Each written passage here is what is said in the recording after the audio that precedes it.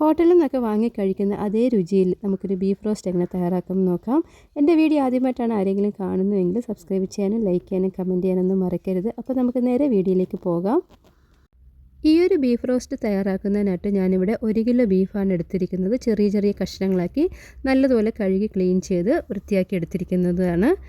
ആദ്യം നമുക്കിതിലേക്ക് കുറച്ച് മസാലപ്പൊടികളാണ് ചേർത്ത് കൊടുക്കേണ്ടത്. അപ്പോൾ ഞാനിവിടെ ആദ്യം 1 സ്പൂൺ മുളക് പൊടിയും മല്ലിപ്പൊടിയും മഞ്ഞൾപ്പൊടിയും കുരുമുളക് പൊടിയും പിന്നെ ഇതിനാവശ്യമായിട്ടുള്ള ഉപ്പും കൂടെ ചേർത്ത് കൊടുത്തിട്ട് വെളുത്തുള്ളി ഇഞ്ചിയുടെ പേസ്റ്റും കറിവേപ്പിലയും കൂടെ ചേർത്ത് കൊടുത്ത് നന്നായിട്ട് ഞാനിതൊന്ന് മിക്സ് ചെയ്ത് കൊടുക്കുകയാണ്. ആദ്യം നമുക്കിതൊന്ന് മാരിനേറ്റ് ചെയ്ത് വെക്കണം. അതിനായിട്ടാണ് ഒരു 15 മിനിറ്റ് ഇങ്ങനെ റെസ്റ്റ് ചെയ്ത് വെച്ചതിന് ശേഷം നമുക്കിത് ഗ്യാസിലേക്ക് വേവിക്കാനായിട്ട് വെക്കാം. ആദ്യം തീ കൂട്ടി വെച്ചിട്ട് ഒരു വിസിൽ വന്നതിന് ശേഷം ചെറു തീയിലിട്ട് നമുക്കിത് വേവിച്ചെടുക്കാവുന്നതാണ്. ഇനി നമുക്ക് മസാലകൾ തയ്യാറാക്കാം. അതിനായിട്ട് ഒരു കടായിലേക്ക് അല്പം വെളിച്ചെണ്ണ ഒഴിച്ചു കൊടുക്കാം. ഈ ചൂടായ വെളിച്ചെണ്ണയിലേക്ക് തേങ്ങാക്കൊത്ത് ഇട്ട് കൊടുക്കാം. തേങ്ങാക്കൊത്ത് നല്ലതുപോലെ റോസ്റ്റ് ആയതിന് ശേഷം ഇതിലേക്ക് വെളുത്തുള്ളി ഇഞ്ചിയും കൂടെ ഇട്ട് കൊടുക്കാം. നമ്മൾ നേരത്തെ പേസ്റ്റ് ആയിരുന്നു ചേർത്തത്. ഇപ്പോൾ നമ്മൾ ഇതേപോലെ കട്ട് ചെയ്തത് വെളുത്തുള്ളി ഇഞ്ചിയും കൂടെ ചേർത്ത് കറിവേപ്പിലയും കൂടെ ചേർത്ത് കൊടുത്ത് നന്നായിട്ട് ഇതൊന്ന് വഴറ്റി കൊടുക്കാം. വെളുത്തുള്ളി ഇഞ്ചിയുടെയൊക്കെ പച്ചമണം മാറി ഈ രീതി ആകുമ്പോഴത്തേക്കും നമുക്കിതിലേക്ക് 2 സവാള ചെറുതായിട്ട് അരിഞ്ഞത് ഇട്ട് കൊടുക്കുകയാണ്. ഉള്ളി നന്നായിട്ട് വഴറ്റി ഈ ഒരു സമയമാകുമ്പോഴത്തേക്കും നമുക്ക് മസാലപ്പൊടികൾ ചേർത്ത് കൊടുക്കാം.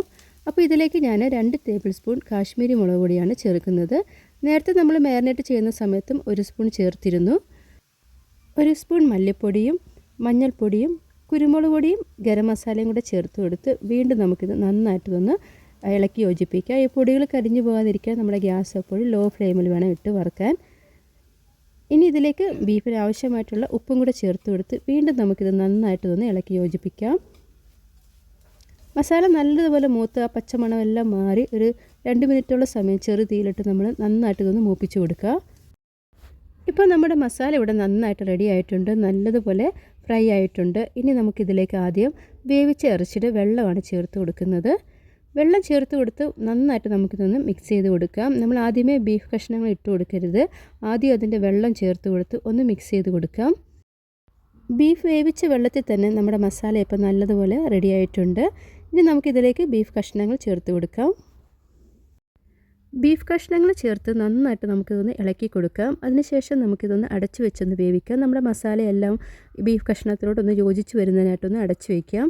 അടച്ചു വെച്ചതിന് ശേഷം വീണ്ടും നമുക്കിത് നന്നായിട്ടൊന്ന് ഇളക്കി യോജിപ്പിക്കാം. ഇപ്പം നമ്മുടെ മസാലയുടെ വെള്ളമെല്ലാം വറ്റിയിട്ടുണ്ട്.